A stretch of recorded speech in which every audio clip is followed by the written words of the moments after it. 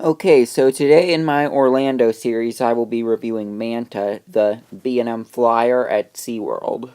I got to ride this coaster a ton because there was absolutely no line, it was a walk-on, and the operators allowed you to stay on, didn't make you walk around, so I rode this thing at least 10 times, and so I know what I'm talking about with this ride.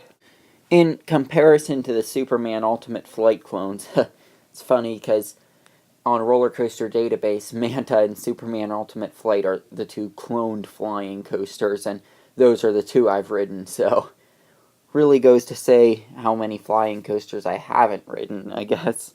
So let's talk comparisons between Manta and Superman Ultimate Flight. Manta does feel like a longer ride, probably because it has more elements. Definitely has better theming because it's SeaWorld, not Six Flags, so of course.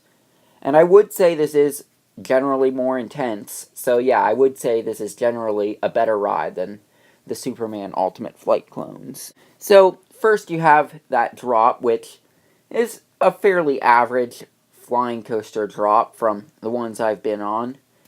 And I'd say it does give you the good feeling of flying over the guests in the park.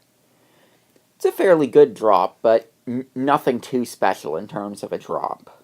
And then you get to the pretzel loop, which I don't get why, but it does feel like the pretzel loop on this is a lot, and I mean a lot, more intense than the pretzel loops on the Superman Ultimate Flight clones. I don't know why, but it just feels like it's more intense.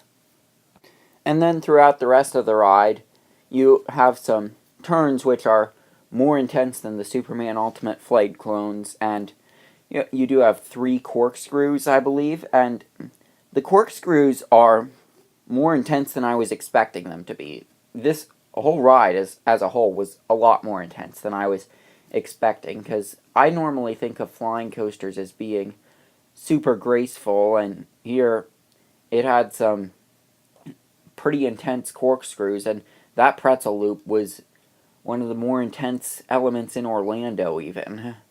Definitely the most intense element on any coaster at SeaWorld. Now let's talk about that iconic splash, because I know a lot of people like it on this coaster, and I think it's pretty cool. I mean, the lower rows will actually get splashed when it comes up. So, overall, I would say Manta is a pretty good ride. I'm going to give it an A minus. It's not quite as good as Mako because Mako is just so much fun with the airtime and everything, but it is definitely the second best ride at SeaWorld. Since Dragon Challenge is still in Orlando as of today, I do feel qualified to use it to talk about the whole inverts versus flyers rivalry that goes on. And generally, I do prefer flyers to inverts. And in this case, I would say the inverts on Dragon Challenge, this is sandwiched between them. I do prefer it to Hungarian Horntail, but not to Chinese Fireball, because that's just such a unique invert with some of the elements it has. But very good coaster, one of the best B&Ms in Orlando.